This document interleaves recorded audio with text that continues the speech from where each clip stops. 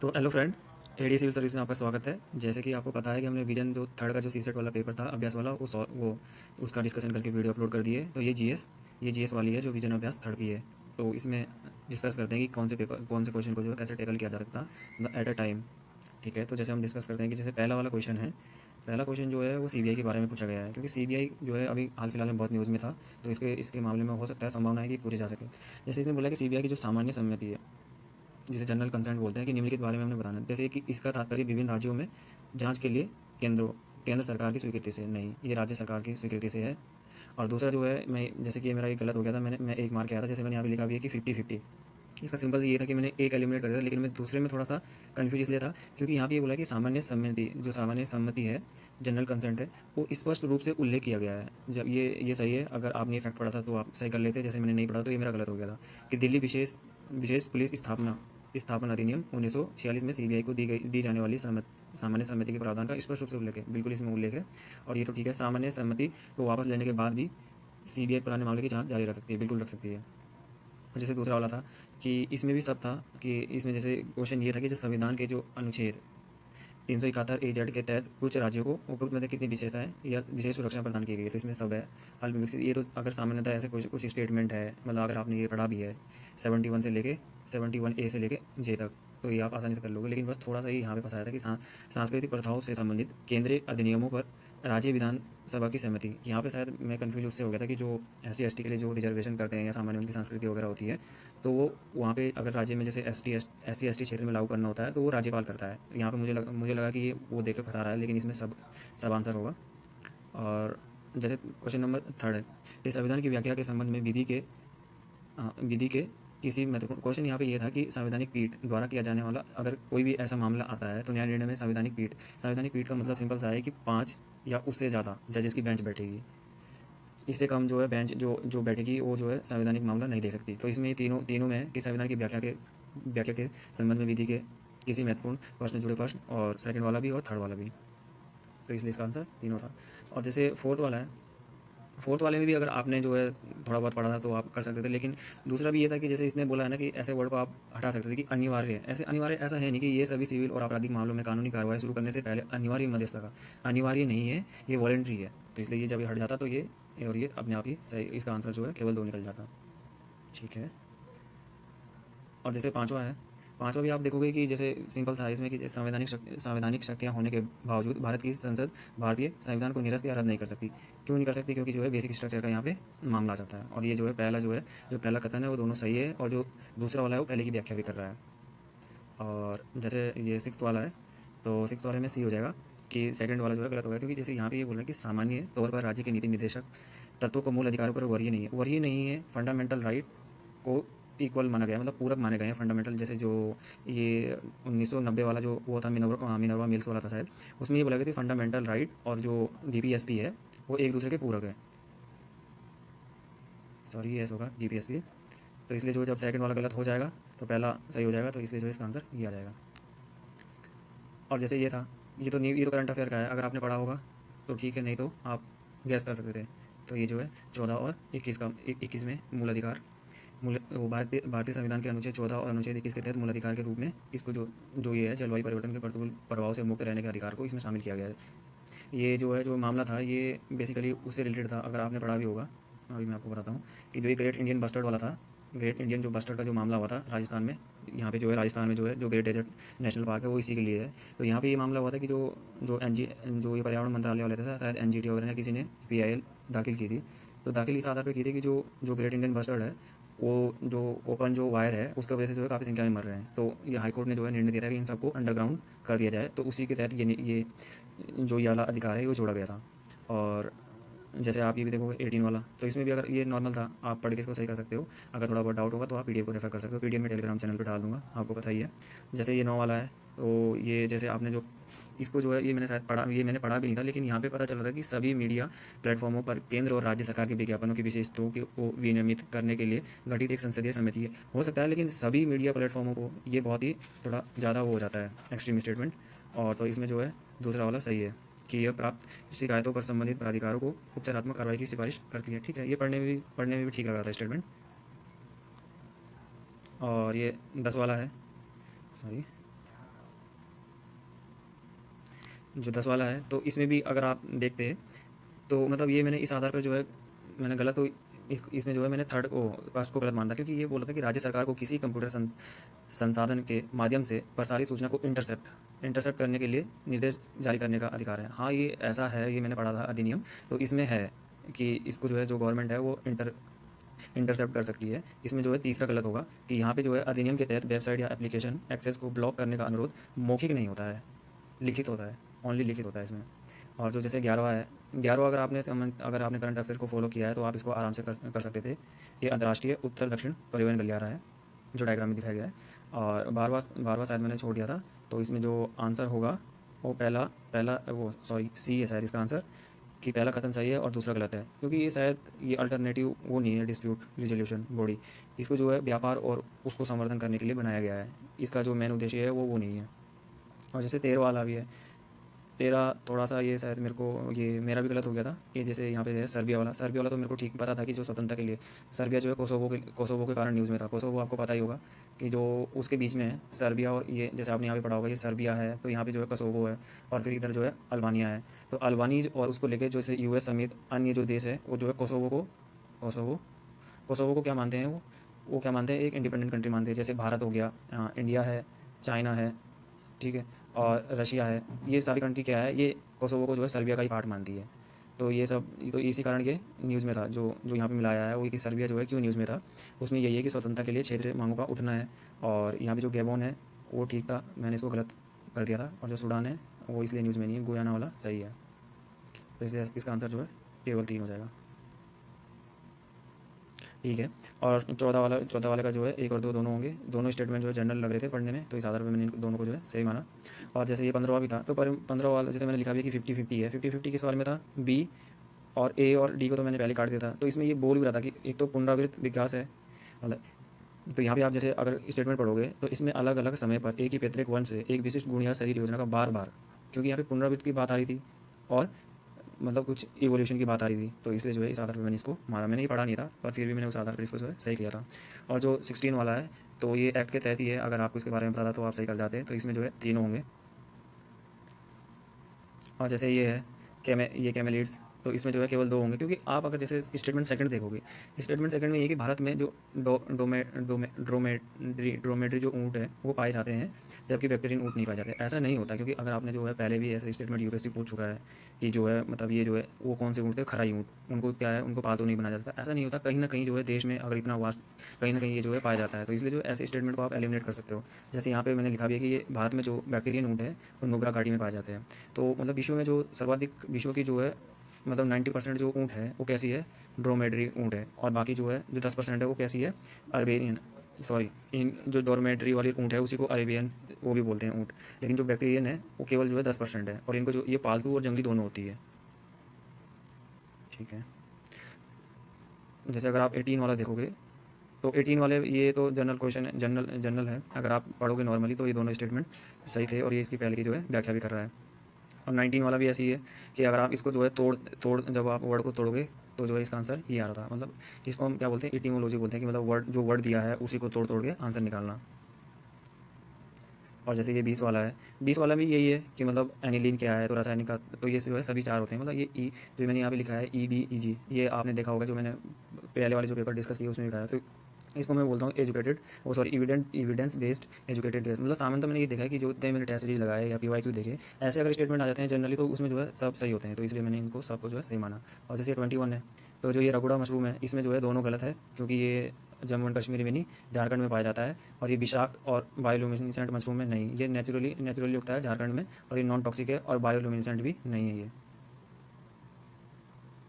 और जैसे आप ये 22 वाला देखोगे, 22 वाले में भी 22 वाले में भी ये है कि अगर आपने पढ़ा पढ़ा है तो आप आसानी से कर सकते थे, नहीं तो थोड़ा बहुत। जैसे इसकी स्थापना ग्लोबल, मतलब सामान्यतः ये देखा गया है कि कोई मतलब रूल नहीं है, लेकिन सामान्यतः ऐसा होता है कि यूपीएससी या दूसरे जो टेस्ट सीरीज जो बनाती हैं कोचिंग वाले भी, क्योंकि जो कोचिंग वाले हैं वो भी यूपीएससी का ट्रेंड ही फॉलो करने की कोशिश करते हैं, तो वो सामान्यतः मिनिस्ट्री या कुछ डेटा दे देते हैं तो उसमें फंसा देते हैं। और तो इसलिए जो है इस आधार पर मैंने इसको गलत मान लिया था, तो इसको सही, तो इस आधार पर ये जो है मेरा सही हो गया था। और 23 है, 23 में भी आप देखोगे तो जैसे मैंने यहाँ पे लिखा हुआ था कि 50-50, बस यहाँ पे मैं केवल ये बच गया था कि जो पीड़क जंतु के रूप में घोषित किए किसी प्राणी को केवल सरकार द्वारा लाइसेंस प्राप्त शिकारी ही मार सकते हैं, नहीं। कोई भी अगर आपने इसको जो है वर्मिन घोषित कर दिया एक बार सरकार ने, तो कोई भी उसको मार सकता है। और जैसे अगर आप 24 वाला देखोगे कि ये क्या है, प्रौद्योगिकी विकास निधि है, तो ये डिफेंस मिनिस्ट्री के अंतर्गत आती है। और तीसरा सही है इसका कि ये योजना एमएसएमई और स्टार्टअप, शैक्षणिक एवं वैज्ञानिक संस्थानों सहित भारतीय उद्योगों को सहायता अनुदान प्रदान किए जाने का प्रावधान करती है। तो ये इसका केवल एक सही हो जाएगा। अब जैसे आप ये 50 वाला देखोगे, ठीक है, कि निम्नलिखित में से कितने प्रधानमंत्री वय वंदना योजना के लाभ हैं। तो ये तो मेरा थोड़ा खुद भी मतलब इसमें मैंने ये माना था कि जो मैंने पहला वाला था वो मैंने गलत मान दिया था, और तीसरा वाला मैंने सामान्यतः सही माना था। लेकिन पहला वाला इसमें सही है कि 60 वर्ष और उससे अधिक आयु के अभिदत्त बुजुर्ग व्यक्तियों को सुनिश्चित पेंशन प्रदान किया जाना, और दूसरा भी सही है इसमें, जो तीसरा है वो गलत है। तो इस आधार पर जो है इसका आंसर केवल 2 हो जाएगा। अब जैसे 26 वाला है, 26 वाले में जो है अगर आप देखोगे भी, तो 26 मैंने जो है कैसे सही करा कि जैसे यहाँ पे लिखा है इसने कि कथन ये क्या है, एशियाटिक सोसाइटी ऑफ बंगाल की स्थापना सर विलियम जोन्स द्वारा की गई थी, जो ईसाई मत, देखो सर विलियम जोन्स थे लेकिन वो एंग्लोइस्ट थे। तो एंग्लोइस्ट मतलब जो क्या बोलते हैं, जिन्हें प्राच्यवादी बोलते हैं, वो थे। तो उनका जो वो यहाँ आए थे, उन्होंने कॉलेज तो स्थापित किया, एशियाटिक बंगाल और सोसाइटी की स्थापना तो की, लेकिन जो है उनका जो एम था वो ईसाई मत का प्रचार करना नहीं था। तो इस आधार पर अगर आप ये गलत हो जाता तो ऑटोमेटिकली जो डी है उसका आंसर हो जाता। और ये 27 अगर आपने ये तो डायरेक्ट अगर आपने पढ़ा था तो आप इसको सही कर सकते थे। जैसे 50 वाला है, इसका जो है सी सही है। और जैसे 28 वाला है, 28 भी जो है मतलब उस पर आधारित था। अगर आपको जो है थोड़ा कॉन्सेप्ट क्लियर है, आपने पढ़े थे, तो इसका आंसर केवल 2 हो जाएगा।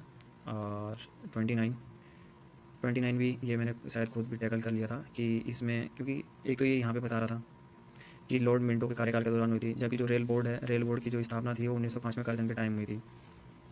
और जो पहला था, ईस्ट इंडिया कंपनी ने रेलवे के शेयरधारकों को 99 वर्ष के परिचालन अनुबंधन के साथ उनके पूंजी निवेश पर 99 वर्ष के परिचालन अनुबंधन के साथ उनके पूंजी निवेश पर 5% रिटर्न की गारंटी दी थी। हाँ, ये तो सही है।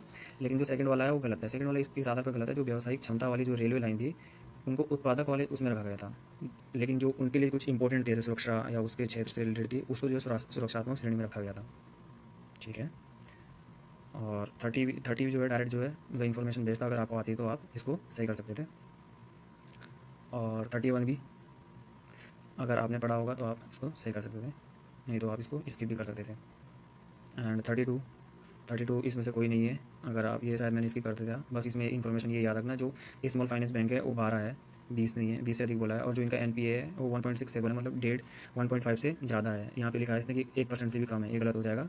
और जो यहाँ पे है वो 500 करोड़ नहीं है, 1000 करोड़ है। ठीक है। और जो 33 है वो भी जैसे इसने बोला है कि कर लाभ पर आरोपित होते हैं, मतलब किस किस पे जो है जो बोलते हैं कैपिटल गेन टैक्स लगता है, वो जो है मेट पे लगता है और पूंजीगत लाभ कर पे लगता है। ये जो सिक्योरिटी की जो लेन देन है उस पर नहीं लगता है। तो इसका केवल दो आंसर हो जाएगा। ऐसे ही 34 है, तो 34 में भी आप देखोगे तो ये मेरा सही हो गया था कि ये मैंने 3 लगाए थे, क्योंकि यहाँ पे ये बोला है कि सभी प्रवासी श्रमिक। तो इस सामान्यतः ऐसे स्टेटमेंट गलत होते हैं, क्योंकि गिग श्रमिकों के रूप में आप किसी को भी इंक्लूड कर सकते हो, लेकिन सभी प्रवासी श्रमिकों को आप कैसे इंक्लूड कर सकते हो, इसलिए इसके आधार पर जो है आंसर जो है इसका सी हो जाएगा। ठीक है। जैसे अगर आप 35 की बात करोगे, 35 की बात ये है कि ये इन्फॉर्मेशन बेस्ड था, अगर आपको इसके बारे में थोड़ा पता था तो आप इसको इजीली कर सकते थे। तो इसका आंसर जो है तिल हो जाएगा। हालांकि मैं खुद भी कंफ्यूज हो गया था सोयाबीन और तिल में। 36 वाला, इसका आंसर सभी तीनों हैं। कि इसमें बोला कि भारत जो है तैयार उर्वरकों का विश्व में दूसरा सबसे बड़ा उपभोक्ता है। मुझे लगा ये पहला है, तो इस आधार पर मैंने इसको जो है गलत कर दिया था। भारत में स्वदेशी यूरिया उत्पादन से संबंधित नीति को अपनाया है, बिल्कुल अपनाया है। और भारत में उर्वरक पर दी जाने वाली सब्सिडी पेट्रोलियम पर दी जाने वाली सब्सिडी से अधिक है, बिल्कुल अधिक है।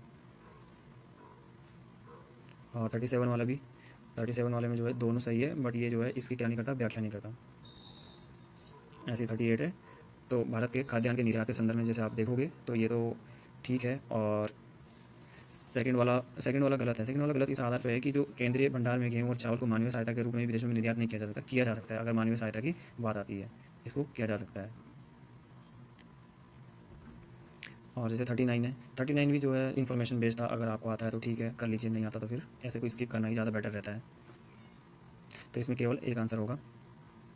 और 40 का भी अगर आप थोड़ा निमोनिक्स पढ़ते या थोड़ा मतलब इटीमोलॉजी जिसमें बोलते हैं, तो न्यूज़ में यही था कि नवीन प्रौद्योगिकी को अपनाने और बेरोजगारी की संभावना, एआई के संदर्भ में जो है ये टर्म बहुत न्यूज़ में था, तो इसलिए इसका आंसर जो है सी हो जाएगा। और 41 का जो है डी हो जाएगा।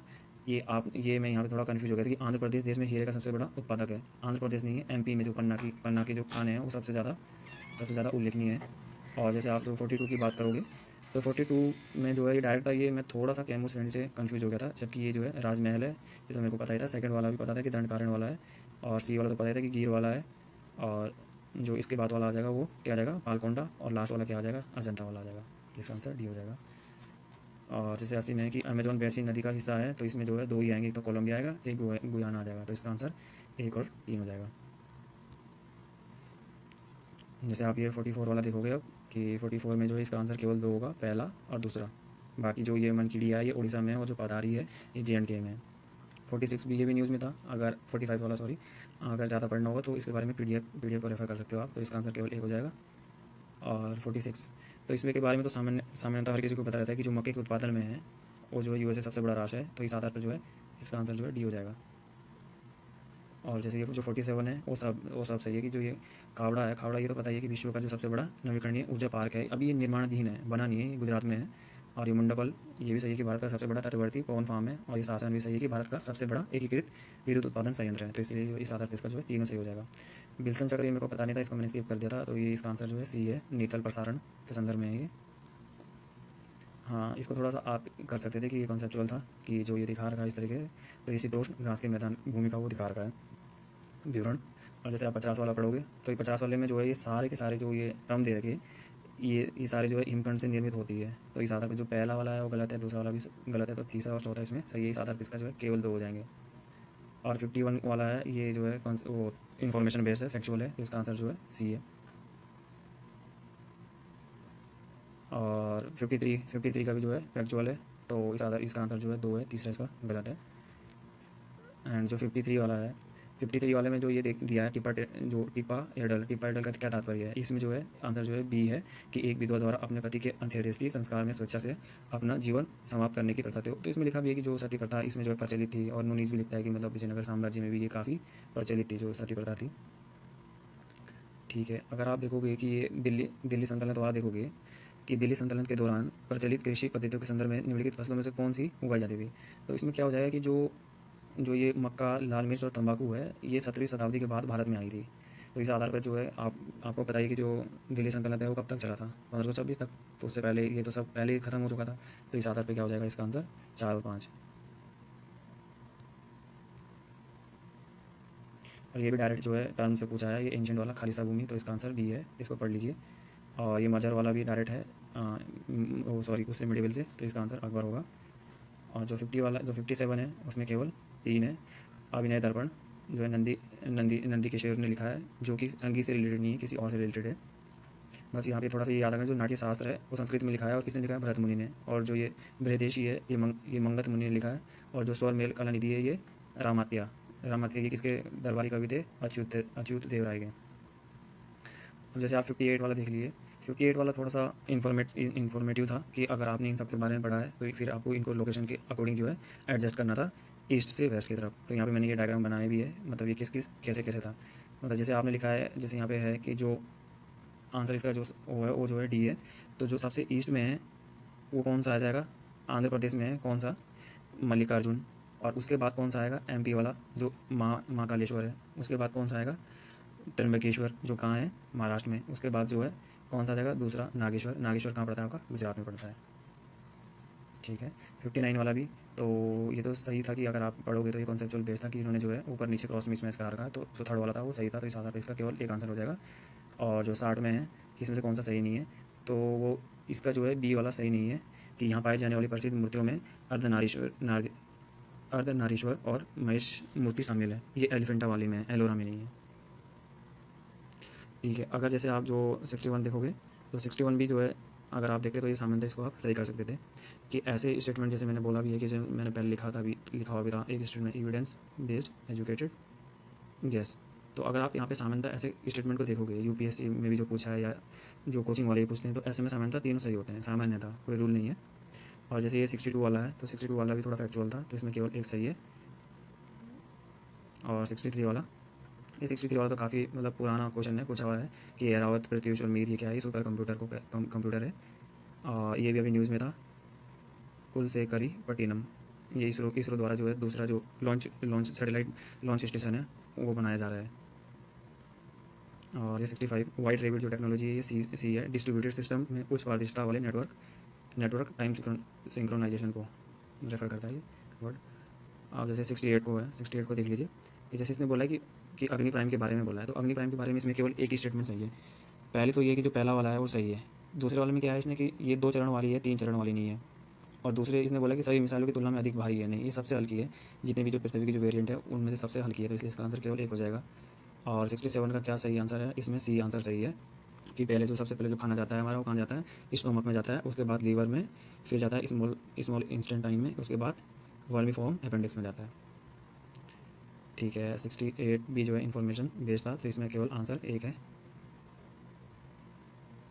और जो ये 69 वाला है, तारों के जीवन चक्र के संदर्भ में निम्नलिखित कथनों पर विचार कीजिए। तो अगर आप देखोगे तो जो रेड जायंट है ये आरंभिक नहीं होता, ये अंतिम चरण होता है इसका। और फिर जो हमारा सूर्य तथा तथा इसके समान आकार एवं द्रव्यमान के अन्य तारे मृत होने पर न्यूट्रॉन तारे में परिवर्तित हो जाएंगे, ऐसा नहीं है। इसमें केवल तीसरा सही है, जो चंद्रशेखर सीमा के बारे में है। इसको आप पीडीएफ से पढ़ लीजिए। और जो 70 वाला है, जैसे सी डोम वाला है, तो ये तो ठीक है था कि जो सी डोम आयरन डोम के समान ही वायुरक्षा प्रणाली वाला है, तो ये इजराइल द्वारा विकसित किया गया है। ये स्वयं इसकी जो रडार है इसमें स्वयं रडार से युक्त नहीं है, ये जहाज़ की सहायता से अपने रडार की जो सेवाएं हैं वो प्रदान करता है। ठीक है, अगर आप जो 71 वाला देखोगे तो 71 वाले में जो है केवल एक गलत है, बाकी 2 और 3 सही है। और जो ये 72 वाला है ये भी जो है फैक्चुअल है। अगर आपको पता था तो आप सही कर सकते थे, नहीं तो ये गलत हो जाता है। जैसे यहाँ पे मैंने लिखा भी है कि जो सती निवारण अधिनियम ये कब आया 1987 में, और जो दहेज वाला है ये कब आया 1961 में, और जो घरेलू हिंसा वाला है 2005 में, और अनैतिक व्यापार अधिनियम 1956 में। तो इसलिए जो कर्म हो जाएगा उसका चौथा, दूसरा, पहला और तीसरा हो जाएगा। फिर जैसे ये 73 वाला है, 73 में जैसे आप देखोगे इसमें जो है केवल दो सही है। जैसे पहले में जो आप देखोगे तो ये जो है सामान्यतः ऐसे स्टेटमेंट जनरल जिसमें ज़्यादा एक्सट्रीम वर्ड का यूज़ नहीं किया होता या फंसा, जैसे डेटा वगैरह या मिनिस्ट्री वगैरह देके फंसाया नहीं जाता, वो सामान्यतः सही होता है। जैसे सेकंड थर्ड वाले में देखिए, ये बोल रहा है कि यह उच्चतम न्यायालय के पुनर्वलोकन क्षेत्राधिकार का एक भाग है। ये इसका भी भाग नहीं है, ये इससे भी बाहर है। इस आधार पर इसमें जो है केवल 2 सही हो जाएगा। और 74 का, तो इसमें जो है केवल 4 सही होंगे। यहाँ पे थोड़ा सा ये ध्यान रखना कि जो ये वाला है इसमें केवल 4 सही होंगे, क्योंकि जो जैसे मतलब मैंने इस आधार पे इसमें जो है सभी लगा दिए थे। मैं थोड़ा सा ये मतलब जल्दीबाजी में मैंने लगा दिया। तो यहाँ पे जो कॉन्सेप्ट है थोड़ा सा ये है कि जो अनुसूचित जनजातियों के साथ साथ अन्य पिछड़ा वर्ग के लिए भी आरक्षण, मतलब ये बोल रहा है कि जो अभी 2021 की जो जनगणना है वो क्यों देरी से हो रही है, उसका क्या कारण है, जो अभी तक जो है इसके डेटा सामने नहीं आए। हमको पता है कि जो अनुसूचित जनजातियाँ या वगैरह है ये मतलब 67 या 68 के बाद से जो है शायद से तब से जो है जो इसके बारे में जो डेटा है जातिगत जनगणना के आधार पर वो रिलीज़ नहीं किया जा रहा है। तो इसका जो है यहाँ से कोई रिलेशन नहीं है। इस आधार पर जब ये हट जाएगा तो इसका आंसर केवल 4 आ जाएगा। और ये तो फैक्चुअल था, अगर आपको थोड़ा सा आता था तो आप इसको सही कर सकते थे। हाँ, और ये भी फैक्चुअल है, ये भी इजी क्वेश्चन था, तो इसको आप आसानी से देख सकते हो। एंड 78 वाला भी फैक्चुअल था, इसको आप आसानी से देख लेना, मतलब वीडियो पॉज करके या देख लेना या पीडीएफ से पढ़ लेना। और जो ये 79 वाला था, जैसे मैंने ये 2 तो काट ही दिए, तो मैं ए और डी में कन्फ्यूज था, तो मैंने इसको ए के साथ किया, तो जो कि सही है। एंड 80 वाला जो है इसका ए है, सी गलत है इसका। और जैसे 81 वाला है, 81 वाले में जैसे स्टेटमेंट ही आप पढ़ लीजिए कि मतलब जैसे सूक्ष्म शैवाल केवल समुद्र में, ये तो ऐसे भी गलत ही होते हैं। दूसरा जो है इसमें जो है गलत है, क्योंकि ये बोल रहा है कि जो समुद्री घास है वो सुपोष्ण के परिणाम स्वरूप जल निकाय में पाए जाने वाला सबसे सामान्य प्रकार का सूक्ष्म शैवाल नहीं होता। सी ग्रास आपने देखा है, वो कोई सूक्ष्म शैवाल नहीं होता, वो पौधे के टाइप ही होता है। और जो तीसरा वाला है वो तो गलत ही, आप स्टेटमेंट पढ़ के आपको पता चल जाएगा। तो इसका आंसर जो है डी होगा, ए नहीं। और जो 82 है इसका आंसर जो है बी है, United State Agency for International Development तथा International Federation of Red Cross and Crescent Societies. और जैसे ये 83 है, टेराफिन के बारे में है ये, तो इसमें जो सही है वो केवल एक सही है कि जैसे भारत और बांग्लादेश के लिस्तानी कछुओं की प्रजाति है। नहीं, ये बांग्लादेश और भारत में ही नहीं, म्यांमार में पाई जाती है, थाईलैंड में पाई जाती है, मॉरिशस वगैरह में भी पाई जाती है ये। और दूसरा, ये प्रकृति में सर्वहारी है, हाँ बिल्कुल होते हैं। और ये सबसे छोटे नहीं होते, सबसे छोटे कौन होते हैं, ऑलिव रिडले सबसे छोटे समुद्री कछुए होते हैं। और जो ये है ये सबसे बड़े कछुए होते हैं, ताजे और लवणीय जल में दोनों में पाए जाते हैं ये। और ब्रूमेशन, ये तो न्यूज़ में भी था, तो ब्रूमेशन सरीसृपों में जो हाइबरनेशन में चले जाते हैं उससे रिलेटेड है। और जो 85 है सॉरी, उसका जो आंसर है वो गोवा है। 86, तो 86 में भी थोड़ा सा फैक्चुअल है और कॉन्सेप्चुअल बेस भी था कि जैसे अगर आप देखोगे कि 86 के पूर्वार्ध के दौरान भारत से कच्चे कपास के निर्यात में निरंतर गिरावट नहीं आई। मतलब कब से बोला है, 64 के बाद बोला है पूर्वार्ध में। तो इसके अराउंड ये बात कर रहा है। तो यहाँ तो जो यहाँ इस दौरान क्या आएगी, इस दौरान और वृद्धि हुई, क्योंकि जो है एक साइड में जो है अमेरिका में गृह युद्ध आरंभ हो गया था। तो इसके बाद इसके जो दुष्परिणाम ये होते, जब मतलब अमेरिकी युद्ध जब खत्म हुआ तो उसके बाद क्या हुआ था कि दोबारा ब्रिटेन ने क्या कर दिया था कि वहाँ से निर्यात करना स्टार्ट कर दिया था कपास, जिससे जो है भारतीय जो कपास है उसकी जो है मांग घटने लगी, जिसके इसके इसके परिणाम स्वरूप क्या होते दक्कन दंगे। जैसे 87 वाला है, तो 87 वाला भी ज़्यादा मतलब ये फैक्चुअल है, तो इसको आप इजीली कर सकते थे। और जैसे ये 88 वाला है, तो ये बंगाल और मध्य प्रांत के विभाजन की स्थानांतरण योजना से संबंधित है। कौन सा, रिजली पेपर्स। और जैसे 89 है, तो 89 भी जो है मतलब फैक्चुअल था, अगर आप थोड़ा बहुत जानते थे तो आप कर सकते थे। तो इसमें जो है मतलब कोई नहीं है, इसमें तीनों स्टेटमेंट जो है गलत है। और 19 में ये कोई भाषा, ये तो न्यूज़ में भी थी, तो ये द्रविड़ भाषा कहाँ से है, उड़ीसा से संबंधित है ये। और जैसे ये 91 है, तो इसको तो मैंने छोड़ ही दिया था, ये फैक्चुअल है। अगर आपको पता होता था तो अगर आपको पता था तो आप इजीली कर सकते थे, तो इसलिए इसका आंसर जो है बी है। और जो 92 है, इसका जो है आंसर तीनों है। याद रखना कि जो शेख सलीम चिश्ती का जो मकबरा है, शहर की एकमात्र इमारत है जिसमें सफ़ेद संगमरमर का उपयोग किया गया है फतेहपुर सीकरी शहर में। और जैसे ये 93 है, तो इसका आंसर जो है पहला वाला है, मुक्त व्यापार समझौते के तहत उत्पत्ति के नियमों की पुष्टि करने से है। और 94 इसका हेडक्वार्टर कहाँ है, अंतर्राष्ट्रीय चीनी संगठन का लंदन में है। तो भारत ने वर्ष 2024 के लिए आईएसओ की अध्यक्षता स्वीकार की है, बिल्कुल ये 63rd इसकी जो मीटिंग है वो है। और दूसरा वाला भी इसका सही है, और तीसरा इसका गलत है, क्योंकि ये बोल रहा है कि कुल वैश्विक चीनी खपत में भारत की हिस्सेदारी 25% नहीं है, 15% है, और जो प्रोडक्शन में है वो 20% है। तो इस आधार पर इसका केवल दो सही हो जाएगा। और जो 95 है, 95 जो है इसका केवल एक है, क्योंकि यहाँ पे जो आप देख रहे थे कि निवेश विवादों के निपटान के लिए अंतर्राष्ट्रीय केंद्र इसका भारत का सदस्य नहीं था। तो जब भारत का सदस्य नहीं था तो ये हट जाता, और ये इसका भी भारत सदस्य नहीं है तो ये भी हट जाता। इसलिए इस आधार पर जो इसका आंसर केवल एक आ जाता, मतलब एक दो तीन आ जाते हैं। और जैसे ये 96 है, ये भी न्यूज़ में था, मतलब करंट अफेयर में न्यूज़ में था, तो ये है ए, ग्रीन बॉन्ड से संबंधित है ये। और 97 वाला, इसमें जो है तीनों होते हैं ये, सभी तीन। और जो ये 98 वाला है, 98 वाला इसमें जो है जो जो कैश मैनेजमेंट बिल आएगा, नगद प्रबंधन बिल। और जो ये 99 वाला है, ये जो है डीआरडीओ द्वारा जो है डेवलप एक जो है स्वदेशी समुद्री ड्रोन है ये, तो इसका आंसर जो है डी आ जाएगा। और जो 100 है, एंड उसका आंसर जो है ए होगा। मैं थोड़ा सा कंफ्यूज इसलिए हो गया था क्योंकि मुझे लगा यूरेनियम का उत्पादन पूछ रहा है, ये भंडार है, तो इसमें इतना 2 से 3% जो है इंडिया में पाया जाता है। तो ठीक है दोस्तों, आज के लिए इतना ही। बाकी जो कुछ होगा नया, जो मैं अगर कुछ टेस्ट वेस्ट लगाऊंगा तो उसका मैं डिस्कस करा दूंगा, बाकी पीडीएफ जो है टेलीग्राम चैनल पर डाल दूंगा।